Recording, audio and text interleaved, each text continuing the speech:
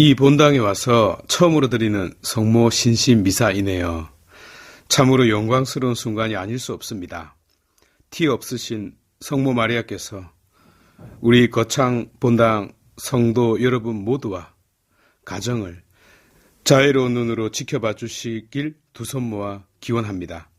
특히 당신을 사랑하는 이들과 레지오 단원들에게는 인내와 굳셈과 희망으로 함께 걸어가 주시길 빕니다.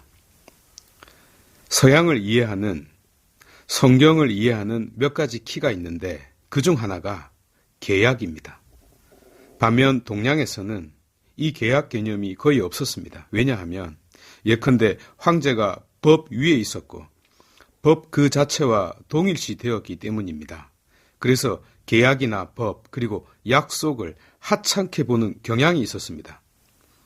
법이란, 약속이란 언제든지 바꿀 수 있었고 폐기 처분하면 그만이었습니다.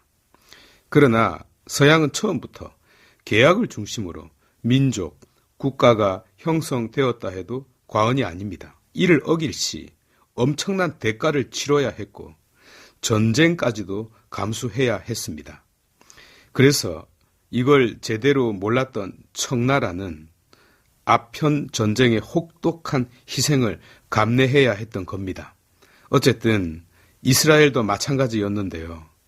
종교적, 신앙적 민족이었던 그들 역시 하느님과의 계약으로 그 첫걸음을 내딛었고 그 도상에 서 있었습니다. 오늘 다윗이 수금과 비파를 연주하면서 기뻐 춤추고 있는 이유는 약속이, 계약이 이루어지는 것을 눈으로 보게 되었기 때문이었습니다.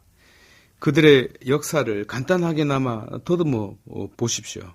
아브라함과 하느님과의 계약, 모세의 출애굽과 여호수아를 필두로 한 가나안 입성 등등 모든 결정적인 순간에 우리와 함께가 그 이름인 분께서 당신의 약속을, 계약을 지키고 있습니다. 그리고 그 약속 한가운데에 계약의 궤가 눈에 보이는 가시적 표징으로 자리 잡고 있었습니다.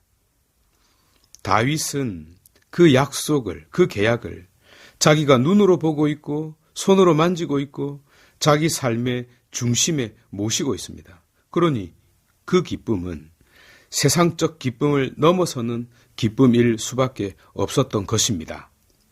한편 성모 마리아는 어떻습니까? 이스라엘이 어디를 가든 계약의 궤가 그들 한가운데 있었듯이 성모 마리아 또한 계약의 궤를, 아니 계약의 원형, 계약의 실체, 계약의 본질을, 아니 이것으로도 뭔가 부족하네요. 성모님은 계약의 주체, 곧 하느님 당신 자신을 모시고 왔습니다. 그것도 당신 태중의 말입니다. 진을 친 이스라엘과 비교하자면 곧 이스라엘을 인간성애로 확대해 보십시오. 그러면 인간성 전체 한가운데에 약속과 계약의 주체가 서 있지 않습니까? 이스라엘이 세계의 한 모퉁이를 차지하고 있고 계약의 궤가 그들과 함께 했다면 이제 성모 마리아는 전 인류 한가운데에, 전 인류에게 그것도 계약 그 자체를 모시고 왔습니다. 사도 바오로에 의하면 성전 한가운데에, 여기서 성전이 우리 자신들이니까 우리 안에, 우리 앞에, 우리와 함께 하는 그 계약의 궤를 갖다 놓았습니다. 성전 자체를 당신 태중에 지으시고 완성된 성전을 우리에게 보여주시고 건네주셨습니다. 이때 예수님이라는 성전은 우리도 성전임을 보여주는 깨끗한 거울이 됩니다. 이 완벽한 거울을 보고 우리 자신도 성전임을 깨달을 수 있습니다. 이는 사도 바오로의 공로라 할 수 있습니다. 자, 문제는 오늘 복음 내용입니다. 계약 그 자체인 분을 모시고 온 어머니, 성전 그 자체인 분을 모시고 온 어머니를 예수님께서 쌩 깐 것처럼 보입니다. 누가 내 어머니이며 내 형제들이냐라고요. 이어서 아버지의 뜻을 실행하는 사람이 내 형제요 누이요 어머니다라고 말씀하셨습니다. 지금껏 제가 설명드린 바에 의하면 예수님의 말씀이 틀린 말이 아닙니다. 오히려 당신은 가장 궁극적인 말씀을 하신 것입니다. 왜냐하면 결론을 말씀하셨기 때문입니다. 결론을 강조하신 것입니다. 그렇다면 예수님께서는 어머니 마리아를 무시했을까요? 그래서 수능시험을 반드시 쳐야 되는 겁니다. 문맥을 이해하지 못하는 것, 문학적 의미를 이해하지 못하는 것은 심각한 장애로 분류할 필요가 있습니다. 보십시오. 성모 마리아야말로 누구보다도 하느님의 뜻을 실행하신 분이 아니었던가요? 누구보다도 구원 역사의 흐름과 핵심을 잘 이해하고 계셨기에 가브리엘 천사에게 그렇게 대답했던 것이 아닙니까?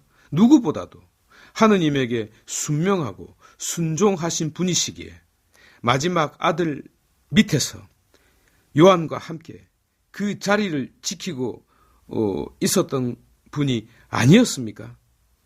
정말로 아들의 죽음을 구세사의 신비 안에서 받아들이신 분이 어머니 마리아입니다. 이 자리에서 여성으로서, 어미로서 하느님을 원망하지 않는 여인이 어디 있겠습니까? 없습니다. 그래서 이 장면은 소위 생략된 장면인 것입니다. 곧 매우 절제된 스토리로 보도되고 있는 겁니다. 성모님을 사랑하고 있는 여러분, 그래서 이것 한 가지만 꼭 기억해 주시면 감사하겠습니다.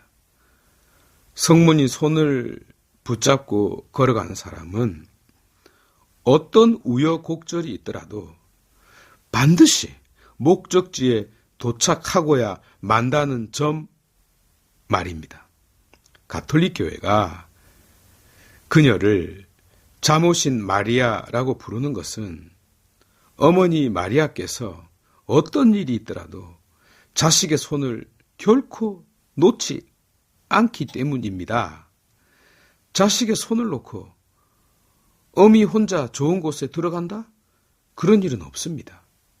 그러니 내 손을 꼭 붙잡고 있는 어머니 마리아의 손을 꼭 붙잡고 걸어가는 우리가 되도록 합시다.